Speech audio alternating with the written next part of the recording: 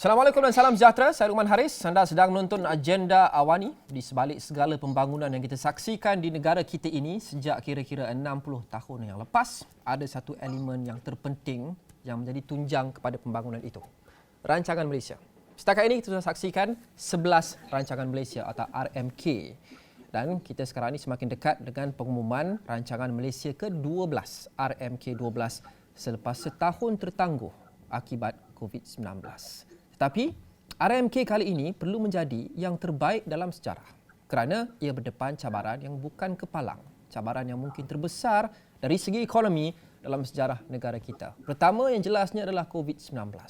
Kita perlu mendapatkan semula momentum pertumbuhan yang kita sudah pun hilang sejak 2 tahun yang lepas, dan selain itu tambahan lagi perlu memastikan bukan sahaja pertumbuhan negara kembali kepada trajektori asalnya, tapi menjadi lebih baik bergerak ke hadapan untuk 5 tahun akan datang seperti mana RMK-RMK yang sebelum ini.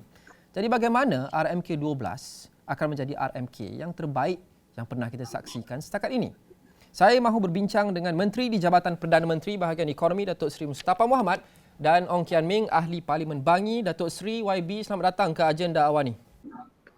Terima kasih. Saya memulakan dengan Datuk Seri. Datuk Seri, seperti yang saya sebut dalam permulaan sebentar tadi, RMK kali ini berdepan cabaran yang mungkin terbesar dalam sejarah negara kita dari segi ekonomi sekurang-kurangnya, dan ia memerlukan satu anjakan paradigma yang besar. Ia perlu menjadi RMK yang terbaik yang kita pernah saksikan, bukan sahaja untuk pulih daripada 2 tahun yang kita hilang, tapi kemudian menjadikan pertumbuhan ekonomi jauh lebih baik daripada sebelum pandemik sekalipun. Jadi bagaimana RMK kali ini akan menjadi yang terbaik yang pernah kita saksikan? Apa game changer dalam RMK 12 ni, Datuk Seri? Tahun 2020 dengan 2021 ni tahun-tahun yang amat mencabar. 18 bulan ni, krisis kesihatan dan krisis ekonomi yang melanda kita dan seluruh dunia. Jadi ini satu masalah yang besar yang kita hadapi. Apabila rakyat rasa tertekan, sudah pasti expectation ataupun harapan mereka ni menggununglah. Ya, maknanya rakyat mengharapkan sesuatu tindakan yang drastik diambil oleh kerajaan. Jadi RMK ini adalah rancangan untuk 5 tahun. Untuk tahun ni kata belanjawan, kita ada package, seperti saya maklum kita 8 package ekonomi. 530 bilion yang melibatkan kewangannya. Jadi ini telah berjayalah sikit banyak meredakan keadaan, melegakan rakyatlah, sama ada kita sebagai ketua isi rumah household mendapat sedikit banyak bantuan daripada kerajaan, kita micro enterprises, kita dapat moratorium. Jadi itu banyak membantu dalam keadaan pandemik ini. Berbalik kita kepada harapan yang tinggi, sudah pasti rakyat mahu yang terbaik, betul lah Luqman cakap tadi. Tapi kita harus sedar bahawa dalam keadaan sebegini, kita perlu bagi tumpuan pada 2 perkara. Yang pertama ialah kehidupan, ya, ataupun nyawa dan kehidupan. Nyawa ni lives, maknanya kita pastikan sistem kesihatan kita ini terbaik. Hospitalnya, ICU-nya, vaccinationnya. Alhamdulillah di segi vaccinationnya kita telah mencapai kejayaan yang memberangsangkan. Di segi untuk meringankan beban rakyat kita, sama ada bantuan untuk perusahaan kecil sederhana, bantuan untuk keluarga B40, M40. Jadi itu harapan rakyat dan sebagainya sudah dipenuhi. Jadi apabila kita sebut tentang rancangan Malaysia kelima ni, 2 perkara yang penting. Yang pertama, dasar. Apa dasar baru nak diperkenalkan, ya, yang terbaik. Yang keduanya, apa benda, ya, apa projek-projek lah. Ini yang sentiasa berkisar dalam pemikiran rakyat. Berkaitan dengan dasar-dasar, kita akan tumpukan kepada usaha untuk membuat beberapa pembaharuan ataupun kata reformasi, ya, struktur ekonomi, umpamanya pendigitalan, satu perkara yang penting. Umpamanya pelaburan yang berkualiti, sistem pendidikan, TVET, umpamanya ini adalah perkara yang perlu ada anjakan yang besar, dan cara kita menangani isu kemiskinan, jurang pendapatan. Jadi kita akan perkenalkan beberapa kaedah baru lah untuk menangani masalah kemiskinan. Kemiskinan ni satu masalah yang sudah lama dah. Jadi ini adalah di segi dasarnya. Yang kedua di segi peruntukan. Peruntukan ni saya suka berterus terang lah. Maknanya tahun lepas kita menghadapi cabaran, tahun ini pencabaran, tahun depan pun kita masih menghadapi cabaran lagi. Jadi kalau harapan rakyat untuk projek mega ke, perkara yang perbelanjaan yang besar untuk infrastruktur umpamanya, ini pada masa ini di luar kemampuan kita. Tapi insya-Allah ya, lepas tahun 2022 kita rasa ekonomi kita akan berkembang pada kadar yang lebih tinggi lagi. Tahun ini kalau mengikut anggaran Bank Negara cuma 3% pertumbuhan kita. Dan sebenarnya untuk rancangan Malaysia ke-11 kita menganggarkan kadar pertumbuhan sekitar 5.6% purata. Tetapi pencapaian kita oleh kerana tahun lepas ini menguncuk 5.6 sudah pasti ia akan lebih rendah daripada 3%. Jadi inilah antara perkara yang perlu kita tangani, macam mana nak rancakkan semula ekonomi negara kita, dan memang ini salah satu daripada tumpuan kita yang akan diberikan, iaitu sektor-sektor yang perlu dipulihkan. Umpamanya sektor pelancongan. Alhamdulillah, Langkawi dah buka, lepas di pulau-pulau lain. Jadi dalam beberapa minggu ini kita dapati bahawa sentimen rakyat, sentimen pengguna, sentimen pelabur nampak ada bertambah baiklah apabila ekonomi dibuka secara pelan-pelan. Terima kasih, Dr. Lukman. Terima kasih Datuk Seri. YB Kian Ming, apa wishlist YB? Apa yang YB harap akan ada dalam RMK kali ini? Ya, terima kasih. Seperti apa yang dikatakan oleh Datuk Seri Mustafa tadi, sebenarnya harapan rakyat memang menggunung.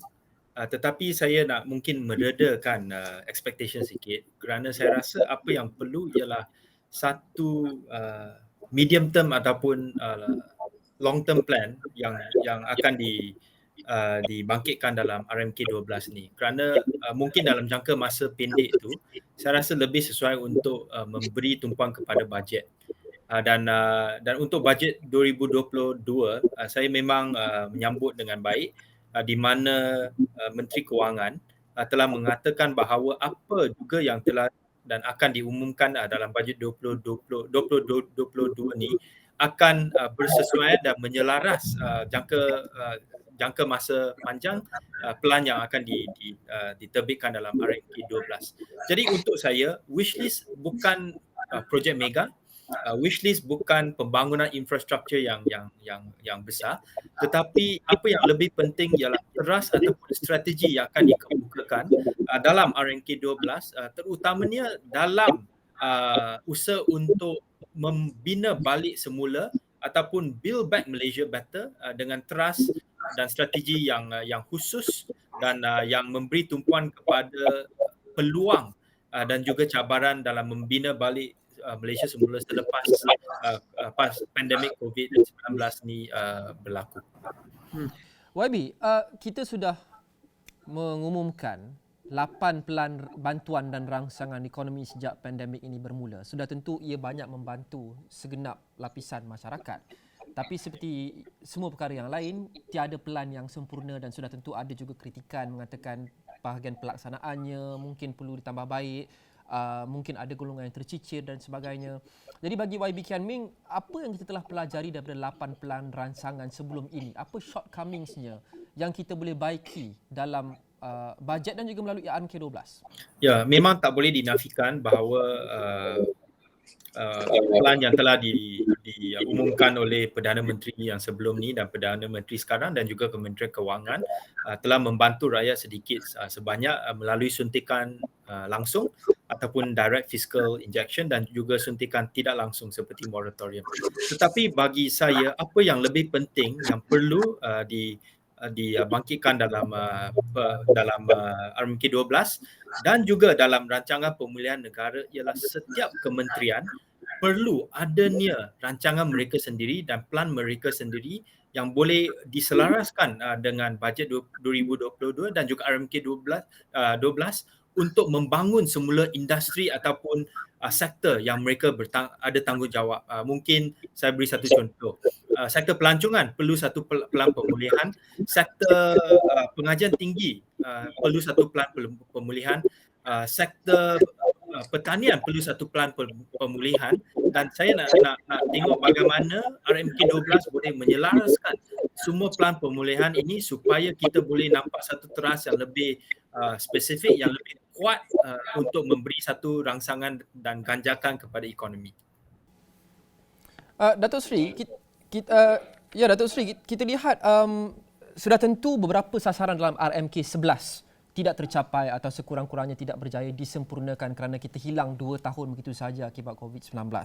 Bagaimana ini memberi kesan kepada RMK 12? Sejauh manakah RMK 12 ini perlu mengambil legasi daripada RMK 11, mungkin memuatkan sesetengah matlamat yang RMK 11 tak berjaya capai dan masukkan dalam RMK 12 kerana kita hilang 2 tahun akibat COVID-19? Betul lah, kita kena macam YB Kiaming sebut tadi, kena pulih, ya, itu fokus kita. Maka kalau kita lihat daripada sasaran kita pertumbuhan, sasaran kita 5.6% untuk tempoh, ya, 5 tahun yang lalu, RMK 11. Umpamanya dari segi kemiskinan, ya, kita sebelum ini 5.6%, sekarang sudah nak 8.4%. Maknanya tersasarlah, maknanya kadar kemiskinan meningkat, ya. Kadar pengangguran juga meningkat pada bulan Mei tahun lepas, 5.3%, sekarang 4.8%. Jadi kadar pengangguran kita ni dalam 5.3%.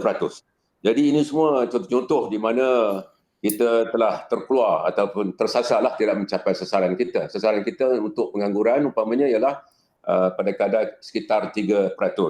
Mengenai pertumbuhan sekitar 5.6%. Jadi isunya macam mana kita nak kembalikan kepada pre-COVID lah, macam pelancongan, ya. Kita pernah dapat 27 juta pelancong yang datang ke negara kita Malaysia. Tahun lepas cuma 2-3 juta saja, tahun ni pun belum lagi. Jadi prioriti kita inilah yang cuba kita tangani semasa kita laksanakan 8 package tersebut, dan kita rasa umumnya lah, ya, keluarga-keluarga dapat kita bantu perniagaan juga, ya. Cuma tak cukup, itu betul lah. Kita umpamanya kalau kita tengok PMKS, ya, perusahaan mikro dan juga kecil sederhana, kita ada 1.15 lebih kurang juta, ya, 1.5 million juta PMKS ini, ya, yang banyak terkesan, ya. Mereka setengah tu berhenti terus perniagaan. Kalau sektor pelancongan umpamanya banyak mereka gunung tikar, ya. Jadi yang pertama kita nak pulih, tapi yang keduanya kita harus ada plan. Dan alhamdulillah untuk pelancongan umpamanya, Kementerian Pelancongan sudah pun ada satu perancangan akan bincang dengan kerajaan, mana sekarang ni kita bersiap sedia untuk menghadapi tahun depan lah khususnya, di mana kita jangka ekonomi negara kita akan pulih. Jadi kita kena siapkan umpama tenaga kerja, ya. Sekarang ni banyak yang terlibat dalam ekonomi perkongsian, sharing ekonomi, gig ekonomi, ya. Dulu kita adalah tapi tak ramai. Umpamanya berkaitan dengan gig ekonomi, ya, perlindungan sosial, ya. Ramai di antara mereka yang tak dapat perlindungan sosial. Kita dapati bahawa di segi peraturan-peraturan pun mungkin tak berapa mantap untuk kita membolehkan perkembangan ekonomi perkongsian yang baik. Jadi ini semua dua prioriti. Yang pertamanya ialah untuk pulihkan ekonomi negara supaya kita kembali kepada pre-COVID. Dan ini belum lagi kita sampai kepada pre-COVID. Kita hilang banyak pendapatan dan juga tenaga kerja dan juga pelancong. Yang pertama untuk kembali kepada pre-COVID. Yang kedua untuk meletakkan ekonomi Malaysia atas asas lebih kukuh supaya kita nak jadi negara maju. Kita patut 2020 dah mencapai taraf negara maju. Kita dah miss target tersebut, ya. Jadi kita kena, itu masih lagi menjadi matlamat kita. Maju dalam rangka kita lah, dalam model Malaysia lah. Maknanya bukan semata-mata pendapatan, tetapi kita nak kualiti kehidupan, ya. Jadi yang lebih baik. Ini antara perkara yang kita akan beri penekanan, iaitu yang pertama nak pulihkan dalam tempoh terdekat. Yang kedua nak mantapkan supaya kita ekonomi kita lebih berdaya saing. Kita tahu bahawa, ya, angka-angka, ya, kita tahu, kita tengok kepada beberapa ranking umpamanya, sama ada pengajaran tinggi ke bisnes ke umpamanya, kita masih banyak lagi inovasi digital, masih banyak yang kita lakukan. Jadi kita nak pastikan ekonomi negara kita ni lebih kompetitif, lebih bersaing. Kerana kita ni menghadapi banyak saingan. Kita sebuah negara yang banyak bergantung pada luar negara.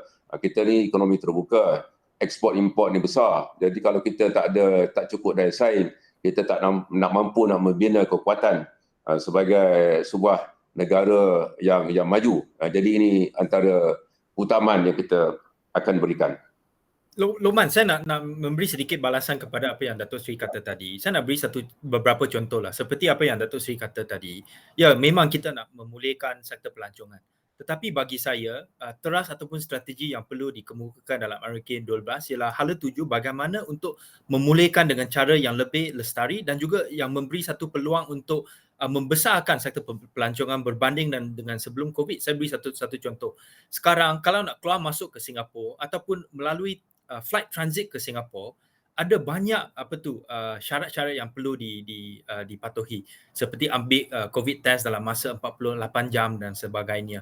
Jadi mereka jaga dengan ketat, tetapi bagi saya ini adalah peluang baik untuk MAHB, untuk sektor pelancongan kita, untuk menarik lebih ramai pelancong untuk datang misalnya transit di Malaysia ataupun pergi ke bubble seperti Langkawi dan tempat yang lain, supaya kita boleh ambil peluang ni untuk menarik lebih ramai pelancong yang mungkin sebelum ni akan membuat transit melalui Singapura.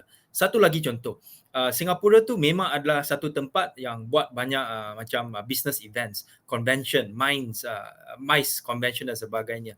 Tetapi syarat mereka sekarang memang ketat. Di Malaysia, kerana kadar vaksinasi kita dah tinggi, dan juga saya rasa kebimbangan dari segi COVID, jumlah kes COVID tu mungkin kurang berbanding dengan Singapura. Why not open up our economy mungkin untuk business events, untuk MICE events, dengan memberi kelonggaran kepada mereka yang nak datang untuk buat business events dulu. Lepas tu kita boleh buka kepada pelancong asing untuk datang di bubble di Langkawi dan sebagainya. So it is a very good opportunity for us to do something different, to build back better berbanding dengan apa yang kita ada sebelum ni. Itu satu contoh untuk sektor pelancongan saja. Kita boleh buat perkara yang sama untuk sektor-sektor yang lain di Malaysia. Datuk Seri, respon kepada itu, adakah mungkin terlalu awal atau bahaya untuk kita cuba membuka dengan lebih luas ekonomi kita khasnya kepada mereka dari luar negara?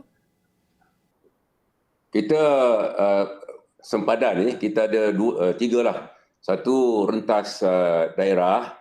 Yang kedua, rentas negeri. Yang ketiga, rentas sempadan antarabangsa. Jadi sekarang kita peringkat rentas daerah, rentas negeri belum lagi.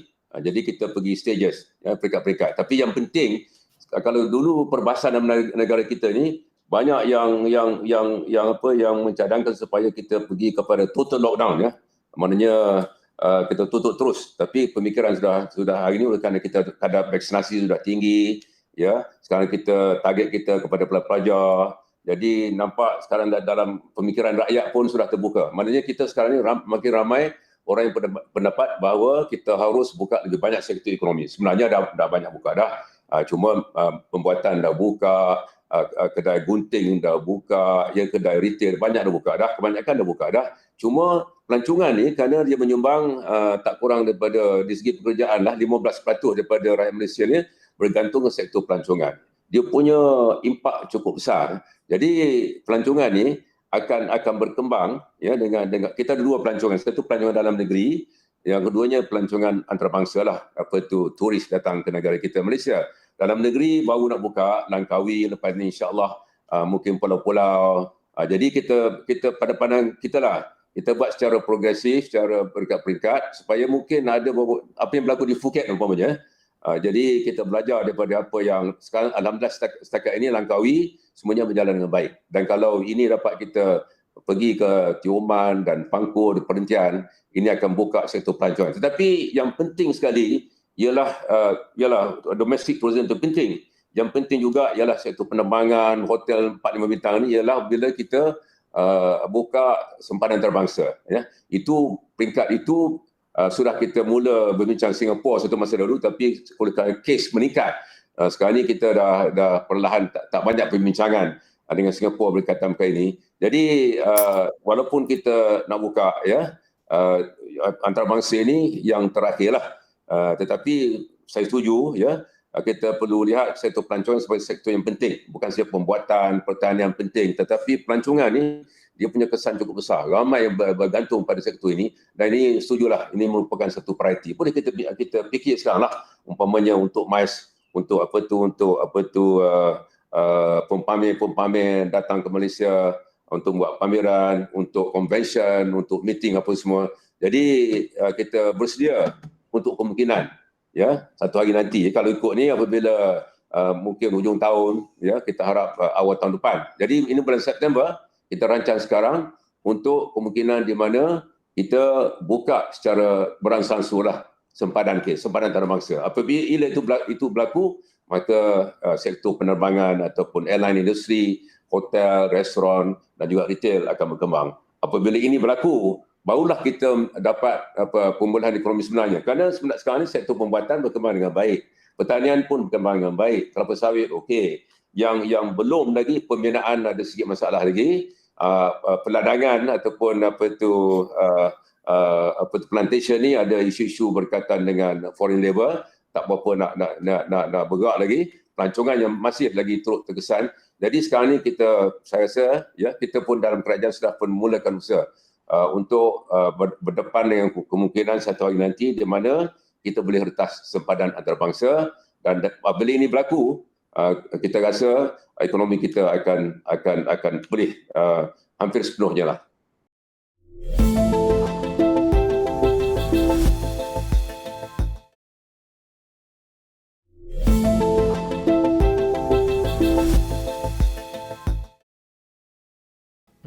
Datuk Seri,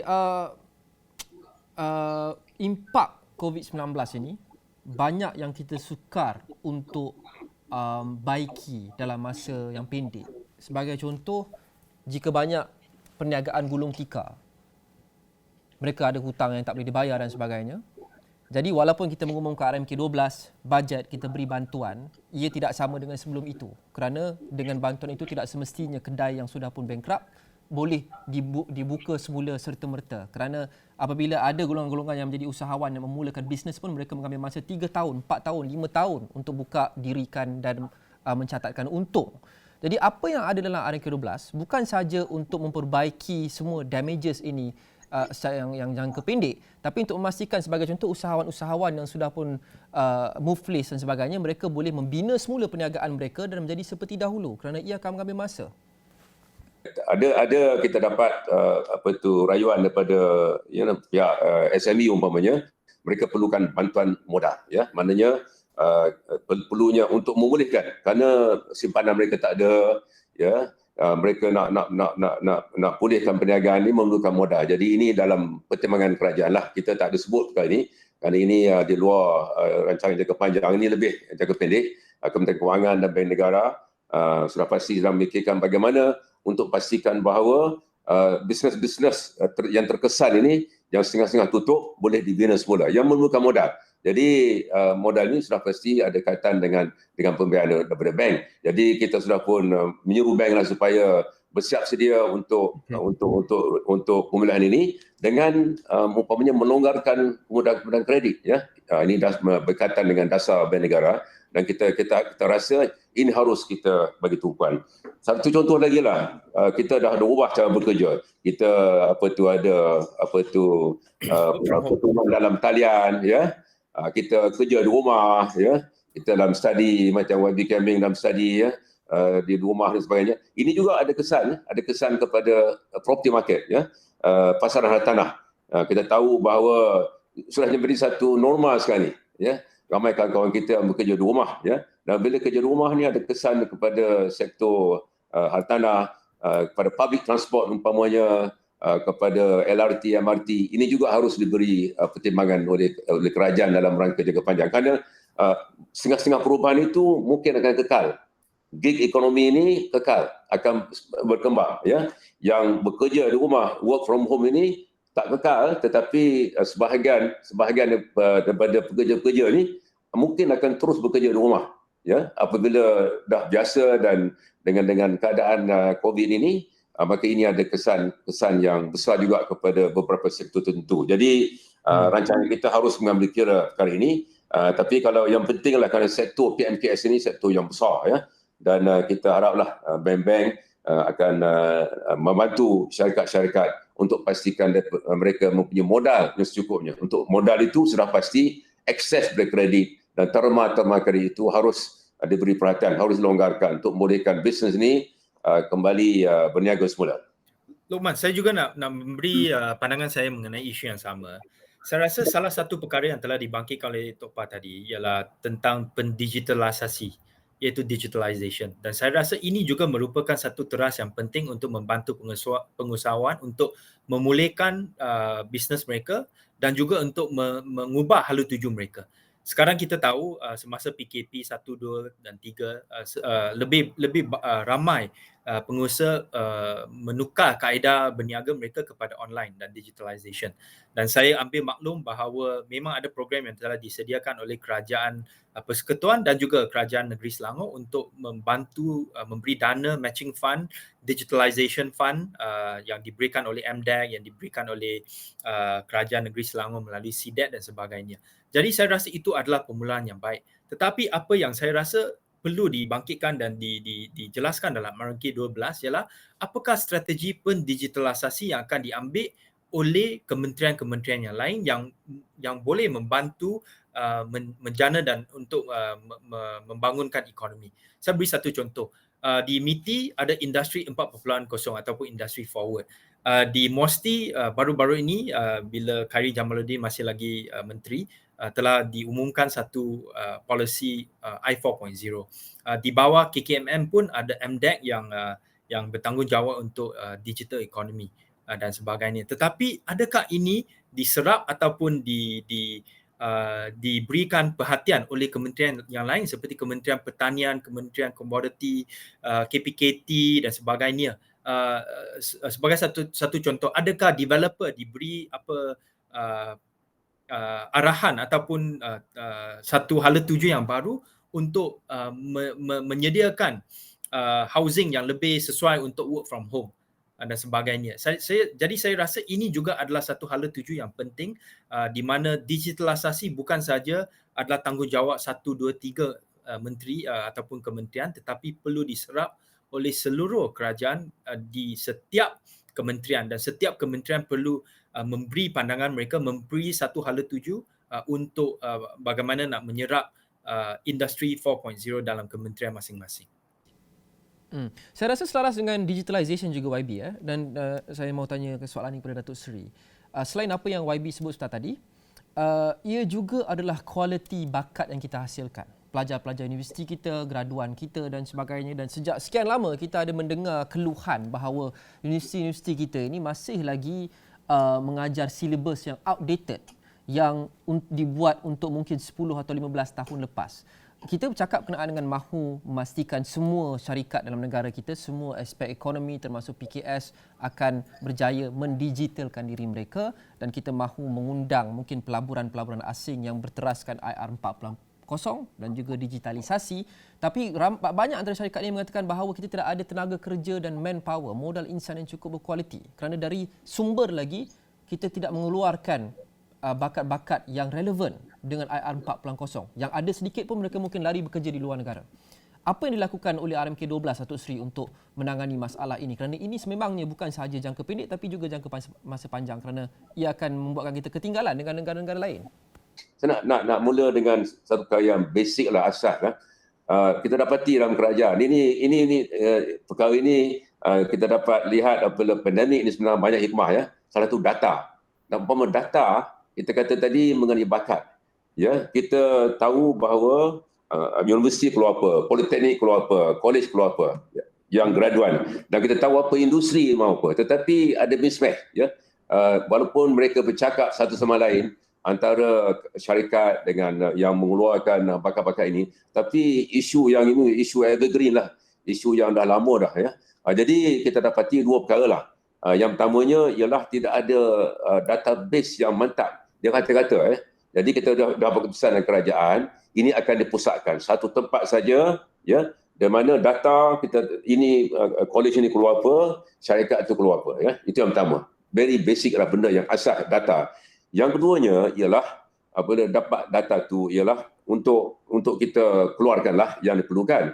Yang penting ialah kita graduan macam Tuan Puan sebut tadi ya, kita perlu pastikan bahawa graduan kita memenuhi ya keperluan industri. Sampai sekarang pun kali ini masih belum dapat diselesaikan lagi. Jadi dengan adanya pusat data yang berpusat, kita tahu apa umpamanya kalau dalam bidang syarikat-syarikat digital lah, mereka kata dalam big data analytics, apa tu artificial intelligence, tak cukup macam bank-bank ya. Bank-bank sekarang ni, dulu kita ada teller depan tu bagi duit ya, sekarang dah cashless semua dah ya. Tak ada dah, dulu ada brick mortar branches ya. Apa tu cawangan bank ni makin berkurang kan, ada perlu juga cawangan ni. Jadi maknanya bank-bank dia punya bilangan pekerja tu mungkin stabil, statik lah ya. Ada pekerjaan yang tak perlu lagi, tapi ada bidang-bidang baru. Dan bila kita mereka bercakap dengan kita, mereka katakan bahawa bidang-bidang baru ni untuk digital, untuk modern banking ini ya, tak dikeluarkan oleh universiti ya. Jadi mereka kena latih. Jadi saya nak kembali kepada perkara asas pokok yang kita dulu kita tahu, tetapi tidak ada ketegasan untuk selesai masalah. Jadi kita dah buat keputusan kerajaan supaya kita ada satu pusat di mana kita tahu, kita boleh kongsi semua yang open transparent ya, apa yang universiti A keluarkan, apa yang college A keluarkan, dan industri pula apa dia nak, dan kita nak supaya mereka bercakap. Sudah pasti kita tidak akan ada perfect match ya. Maknanya kita kalau perlu 200 keluar 200, tapi sekurang-kurangnya kita rapatkan jurang. Yang pastinya sekarang ini, yang pertamanya digital skills, itu besar sekali. Yang keduanya soft skill lah, yang maknanya creativity, itu antara benda-benda baru yang diperlukan dalam dunia pasca COVID ini. Dan kalau institusi kita gagal untuk keluarkan graduan yang diperlukan industri, maka kita rancangan Malaysia ke-12 akan gagal lah. Terima kasih. Loman, saya nak beri satu cadangan kepada Datuk Seri. Ini saya ciplak dari seorang menteri di Indonesia, iaitu Menteri Pendidikan Nadiem Makarim. Beliau juga pengasas Gojek. Dan dalam satu kursus yang saya baru selesai, beliau ada beri satu cadangan di mana syarikat yang selalu komplain lah, mereka kata ada industri dan graduate mismatch dalam skills. Mereka boleh cadangkan dan mereka boleh mengasaskan ataupun membuat kursus sendiri untuk diberikan kepada MQA supaya kelayakan boleh diiktirafkan, misalnya SKM 1, 2, 3 ataupun diploma level punya standard, dan untuk syarikat yang mungkin lebih ada plan jangka masa panjang untuk membina bakat mereka sendiri, seperti satu syarikat di Penang iaitu Vitrox, saya rasa Datuk Seri pun tahu, mereka telah membina akademi sendiri ya, untuk training untuk electrical engineers dan computer programmers dan sebagainya. Dan selepas itu mereka boleh memberi cadangan supaya kursus yang mereka buat sendiri boleh diiktirafkan oleh pihak Kementerian Pengajian Tinggi melalui MQA. Jadi ini boleh mengurangkan jurang di antara industri dan juga di antara graduate ataupun bakat yang diperlukan oleh industri. Itu satu cadangan. Tambah sikit. Ada tiga buah syarikat datang jumpa kami di EPU, jumpa saya daripada Pulau Pinang lah, dalam bidang electrical electronics. Mereka menyebut tentang kekurangan bakat tertentu. Apa yang EPU buat ialah kita jumpa 3 syarikat dan kita jumpa 3-4 institusi latihan di Seberang-Perai dan Pulau Pinang ya. Dan syarikat itu pergi ke lokasi berkenaan. Kerana setengah-setengah institusi latihan ni dia ada ruang kosong ya, bukan semuanya penuh. Jadi apa yang syarikat ini buat, kita monitor dari semasa ke semasa, dia berpuas hati ya. Maknanya kita match institusi 3 syarikat di Pulau Pinang dalam bidang elektronik dengan 2-3 training center di Penang. Dia ada 2 jenis kursus. Satu ialah kursus asas, yang kedua ialah yang skillnya lagi tinggi lagi. Yang asas ni institusi latihan kerajaan boleh latih mereka. Tapi yang advance itu syarikat-syarikat berkenaan menggunakan kepakaran mereka untuk mengajar menggunakan kemudahan di latihan pusat dan kerajaan. Jadi boleh buat ya. Satu yang YB sebut tadi kaedahnya, satu lagi ialah kalau kita usaha, perkara ini boleh diselesaikan. Masalahnya kita perlukan orang yang the matching koordinator. Satu platform yang boleh koordinat semua.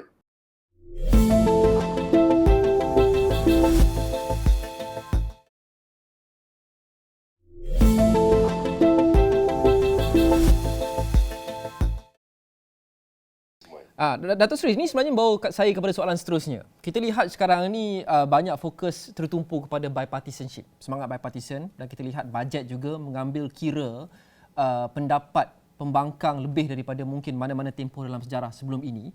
Jadi adakah RMK 12 juga mengambil kira suara dan juga input daripada semua pihak, bukan sahaja pakar-pakar subjek, itu sudah tentu, tapi juga pembangkang dalam perangkaan RMK kali ini?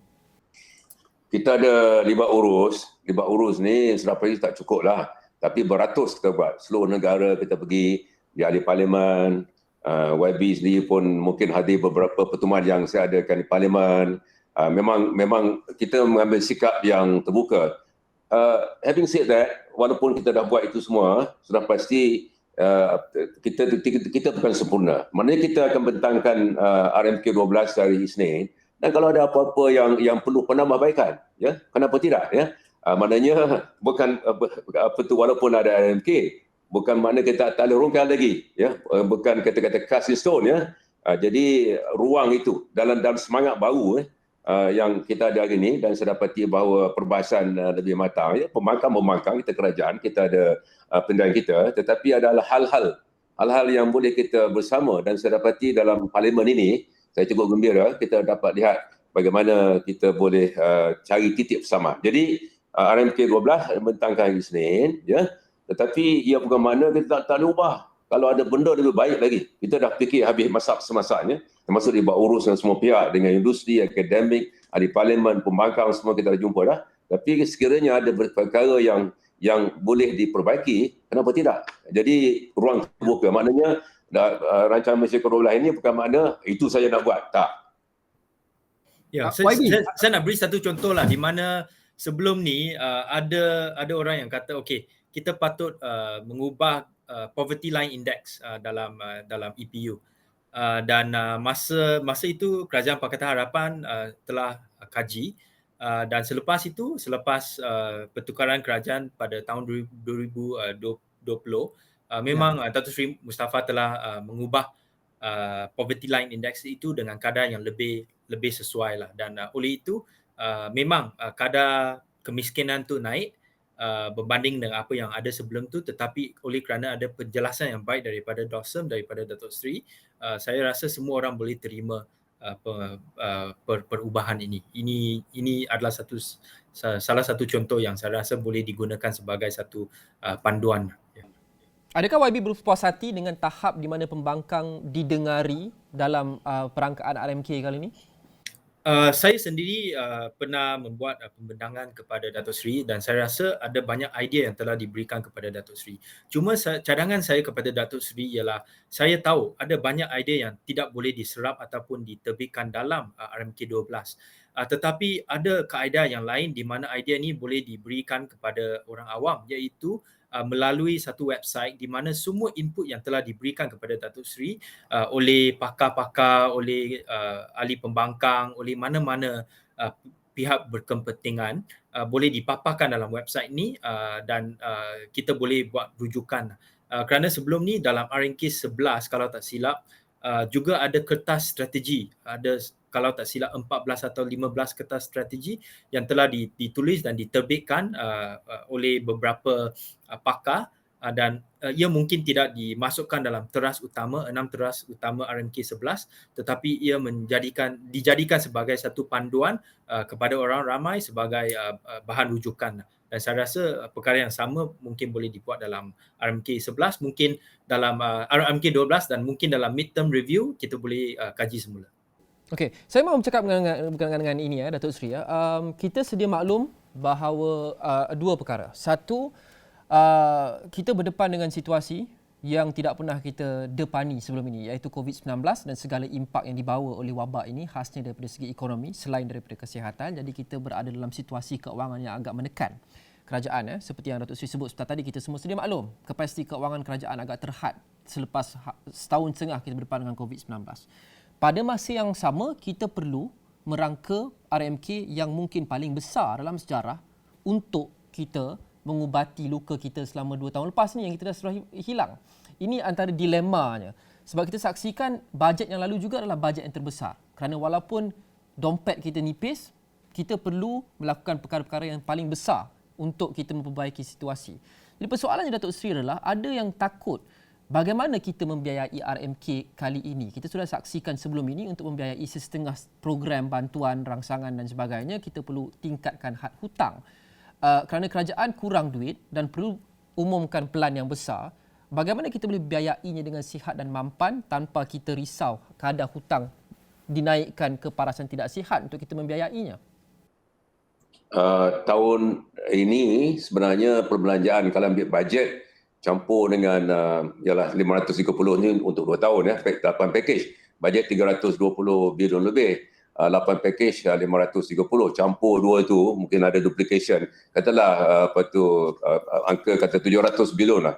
Maka angka itu besar besar dalam masa 2 tahun 700 bilion tu angka yang besar sekali. Dan kalau kita tengok pada RMK 11 yang kita belanja sekitar 250 bilion untuk pembangunan untuk 5 tahun itu untuk pembangunan untuk RMK 11. Jadi dalam konteks pembangunan 250 untuk 5 tahun RMK 12 dan kira-kira ialah 320 campur 530 katalah 800 bilion lah untuk 2 tahun untuk COVID ni. Maknanya sebahagian daripada isu rakyat sudah ditangani lah, sebahagian yang jangka pendek. Jadi kita memang menghadapi kekangan kewangan. Ini bukan rahsia lah.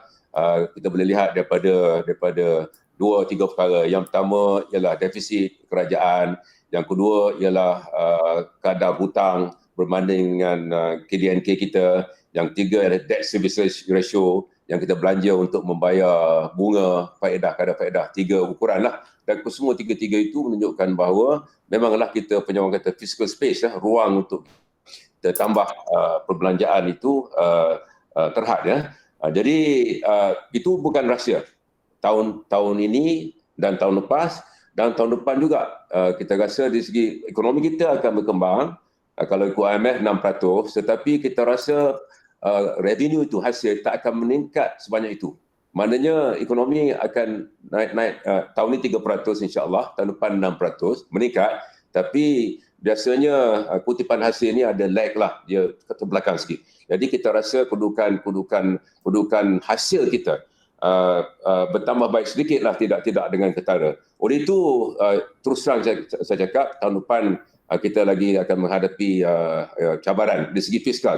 Tetapi tahun 2023 kita agak optimis lah, 23-24. Maknanya 2 tahun pertama RMK 12 ini dah tahun pertama dah kita dah mula bulan Januari dah RMK ni. Tahun depan ni kita menghadapi kekangan kewangan kerana banyak sumber ditumpukan kepada kesihatan dan juga untuk bantu keluarga miskin, bakul makanan dan lain-lain Itu wajib kita bertanggungjawab untuk pastikan bahawa ada food on the table. Setiap rakyat Malaysia ada makanan untuk keluarga mereka dan keluarga. Jadi tahun ini tahun depan memang mencabar, tetapi 2023 bermakna ujung yang bahagian pertama RMK 12 ini mencabar. Maka itu kalau rakyat mengharapkan perbelanjaan besar untuk pembangunan, ini tidak realistik lah, saya cakap terus terang. Tetapi untuk 5 tahun untuk tempoh 5 tahun insya-Allah apabila ekonomi kita pulih, yang penting sekali lagi saya katakan rentas sempadan nanti perdagangan trade bagus, pelaburan pun meningkat, tetapi sektor pelancongan tu belum lagi rancak khususnya selagi rentas antarabangsa tidak dibenarkan, selama itulah sektor ini tidak akan mengalami pertumbuhan. Rentas sempadan antarabangsa, Datuk Seri, untuk pelancongan, adakah kerajaan mempunyai sasaran bila itu boleh berlaku? Ini melibatkan antarabangsa, Malaysia, Singapura, Malaysia, Thailand, dan kita dah mula runding dengan Singapura, tetapi sekarang terhenti perundingan itu. Kenapa? Kerana peningkatan dengan kes COVID. Tetapi apabila kita sudah 80% lebih dah yang dapat 2 dos ini, 1 dos dah hampir 1% dah susah nak cari sekarang ni. Kalau di kampung-kampung, kawasan Bangi, Kejeli, kalau nak cari yang belum vaccination ni, dah hampir tak ada dah. Sekarang pergi rumah. Kalau saya di Kejeli, doktor pergi rumah, alhamdulillah, doktor dah pergi rumah dah. Nak cari siapa belum lagi. Jadi dari sudut itu, kita rasa agak optimis lah hujung tahun ini kita akan dapat lihat keadaan yang lebih baik lah COVID. Dan apabila itu berlaku, sudah pasti kita boleh memikirkan pembukaan sempadan secara lebih agresif. Ya, Luqman, saya rasa masih lagi ada warga asing yang belum mendapat suntikan, tapi jumlah itu tak begitu besar lah. Saya juga ada buat mobile vaccination di kawasan saya di Bangi dan juga Kajang. Tapi untuk tambah sikit untuk bangkitkan isu perbelanjaan pembangunan ini. Saya rasa apa yang Datuk Seri kata tu untuk tahun 2020 dan 2021 ni memang ada kekangan kewangan. Tetapi saya rasa untuk pengetahuan penonton anda, 50 bilion yang akan dibelanjakan dalam bajet untuk perbelanjaan pembangunan untuk setiap tahun dalam RMK 12 tu bukan satu hard limit lah. Oleh kerana ada beberapa perkara yang kita patut ambil kira, iaitu ada pembangunan infrastruktur yang dibelanja oleh special purpose vehicle, seperti perbelanjaan untuk MRT, perbelanjaan untuk ECRL. Semua ni tidak dimasukkan dalam perbelanjaan pembangunan kerana ia dibelanjakan oleh MRT Corp, Dana Infra dan sebagainya. Jadi ada ruang. Tetapi apa yang perlu ialah untuk kita menaikkan kadar hutang kepada KDNK kepada mungkin kali ini kita akan naikkan kepada 65% daripada KDNK, dan pihak pembangkang memang boleh bekerjasama dengan kerajaan untuk merealisasikan objektif ini. Tetapi apa yang kita nak ialah supaya perbelanjaan pembangunan ini boleh dibuat secara transparan, secara lestari. Seperti ECRL, kita nak buat satu alignment yang saya rasa boleh membawa kebaikan kepada lebih negeri, lebih tempat seperti Negeri Sembilan dan sebagainya. Jadi apa yang kita perlu ialah untuk mendapatkan persetujuan lah, ya, untuk alignment, untuk perbelanjaan besar seperti ini. Walaupun saya rasa mungkin ada kekangan duit, tetapi kalau projek itu membawa kebaikan dan juga ranjakan kepada ekonomi untuk jangka masa panjang, memang kita boleh bincang. Apa respon YB kepada setengah pihak yang mungkin semakin risau bahawa mereka faham kita perlu ambil hutang untuk membiayai program ini dan program itu dan bajet dan RMK to a certain extent, tapi mungkin kita ada bahaya mengambil hutang ke paras yang tidak sihat dan sukar untuk kita bayar semula bergerak ke hadapan. YB. Saya rasa ini adalah sesuatu yang kita boleh bekerjasama bersama dengan Kementerian Kewangan, dengan menteri seperti Datuk Seri, untuk memberi satu keyakinan kepada pelabur asing dan juga kepada mereka yang beli bond negara Malaysia, di mana kita boleh memberi satu naratif di mana pertumbuhan ekonomi pada masa yang akan datang tu akan lebih cerah berbanding dengan apa yang kita ada sekarang. Kerana apabila kita lihat negara seperti Jepun, debt to GDP ratio mereka lebih daripada 200%. Di negara yang sudah membangun developed country seperti Italy dan sebagainya, debt to GDP ratio mereka lebih daripada 100%. Jadi apabila kita naik kepada 70%, saya rasa masih lagi boleh membayar bunga dengan mampan, tetapi kita perlu transparansi, kita perlu penjelasan yang baik, kita perlu kerjasama di antara kerajaan dan juga pembangkang untuk satu naratif yang baru, yang fresh lah. Di Parlimen ada beberapa select committee yang terkait khas. Salah satunya kewangan ekonomi. Saya pernah fungsikannya semasa saya tidak ada jawatan itu. Dan masa itu pun kita galak, kita antara paling aktif lah. Sebulan sekali kita mesyuarat. Kita panggil Kementerian Kewangan, EPU, dan dalam pertemuan itu 7 ahli, 2 daripada pembangkang, dan memang kerajaan cukup transparan. Jadi yang Wabi sebut tadi, saya setujulah dengan adanya MOU ini, maka saya yakin bahawa kita akan lebih transparan, boleh kita bincang supaya kita tahu. Yang penting ialah kita tahu keadaan sebenarnya, ya. Datuk Seri, saya sekarang ahli dalam jawatan kuasa kewangan dan juga ekonomi. Mungkin saya boleh cadangkan untuk menjemput Datuk Seri memberi pencerahan lah tentang RMK 12. Apa? Wabi ahli ke pengurusi? Ahli. Pengurusi itu Rompin. Pengurusi, okey. Apabila YB lebih banyak terlibat dengan aktif dengan perangkaan RMK atau bajet, mungkin sukar untuk membangkang jika sesetengah komponen daripada RMK atau bajet itu gagal, sukar untuk pembangkang menjadikan itu poin pada kerajaan kerana perlu ambil tanggungjawab juga. Adakah bersedia untuk buat begitu? Tapi kita sambutlah bipartisan cooperation ni. Bagi saya tak ada masalah. Kerana apa yang saya cuba buat ialah untuk memberi constructive criticism. Ya, dan saya rasa kita perlu adakan kaedah seperti ini untuk memberi satu kematangan yang lebih tinggilah kepada diskusi politik di negara kita ni. Okey, setuju. YB, Datuk Seri, kita sudah hampir kehabisan masa. Teruskan Datuk Seri, ya. Sebenarnya kadang-kadang kritisisme itu kerana tak cukup maklumat, ya. apabila kita bincang secara transparan, ada maklumat, maka reda kritisism. Kadang-kadang kritisism kerana kita sekat maklumat rahsia dan macam-macam lah. Kalau kita tahu keadaan sebenarnya, maka lain cerita. Saya ceritalah, umpamanya saya dulu set up satu jawatankuasa bipartisan di Parlimen. Saya selalu sebut ni mengenai TPP. Saya semua ada tu. PKR, DAP dan semua. Dan saya dapati 14 kali kita jumpa. 14 kali dalam tempoh 2 tahun. Dan kita bisa beri maklumat. Maka lebih kefahaman. Jadi sebahagian daripada masalah kita ni kerana kita terlalu terkongkong, terlalu mengawal maklumat itu, itulah antara sebabnya lah. Ada setengah tu memang kaki pukul lah sepanjang masa pun. Tetapi sebahagian daripada kritisism itu berpunca daripada maklumat tak lengkap. Jadi Datuk Seri, kerajaan patut lebih terbuka dan sedia untuk lebih memberi akses yang lebih maklumat kepada pembangkang untuk mereka membantu memberikan idea yang lebih bernas, constructive criticism. Ya, itu antara semangat MOU yang ditandatangani pada 13 bulan lalu, 13 yang lalu Semangat ni. Jadi Datuk Seri masih lagi sokong CPTPP kan? Masih lagi sokong Masih. Okey. Sokong kuat.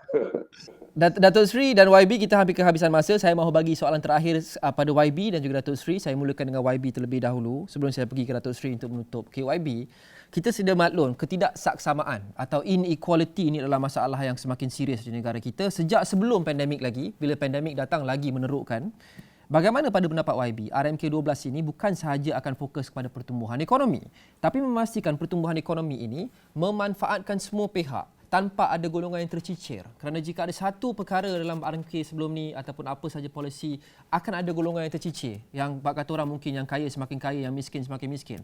Jadi bagaimana kita memastikan inclusive growth ini dapat kita capai YB dalam RMK12? Ya, pada saya apa yang saya perhatikan apabila semasa PKP ni ialah ada banyak golongan yang tercicir itu tidak disentuhi dengan baik oleh polisi kerajaan.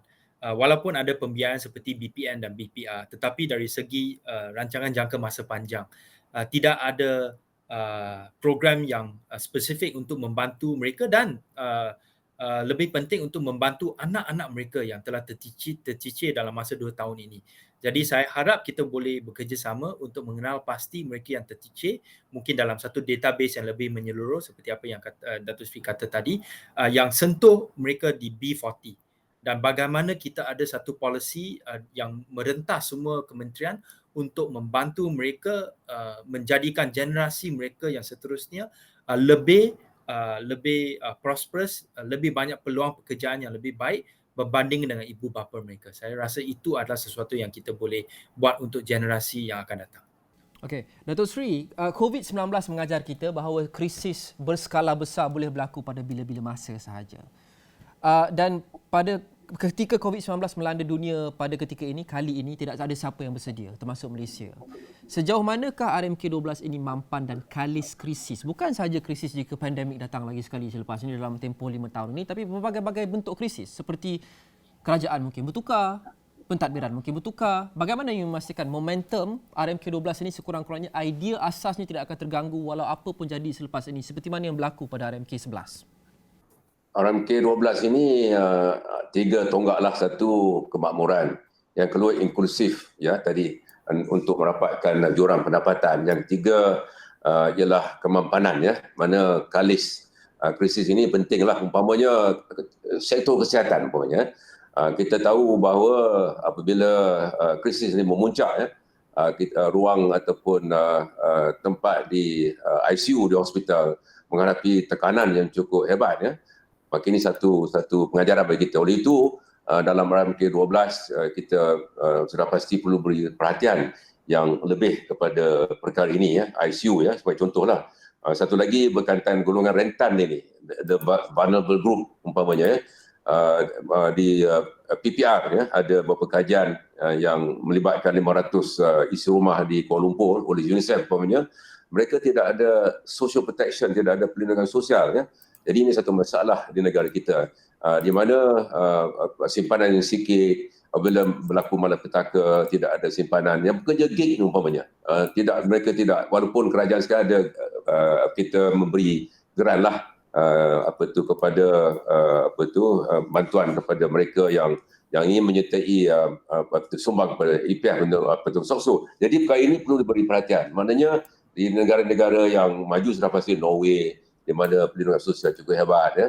Beberapa negara seperti Australia umpamanya, kita mungkin tak mampu begitu. Apapun kita perlu tingkatkan liputan, coverage, ya, mereka yang terkeluar daripada perlindungan sosial. Ini penting.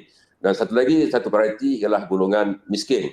Ini kita akan guna pendekatan baru untuk menangani kemiskinan di bandar, luar bandar.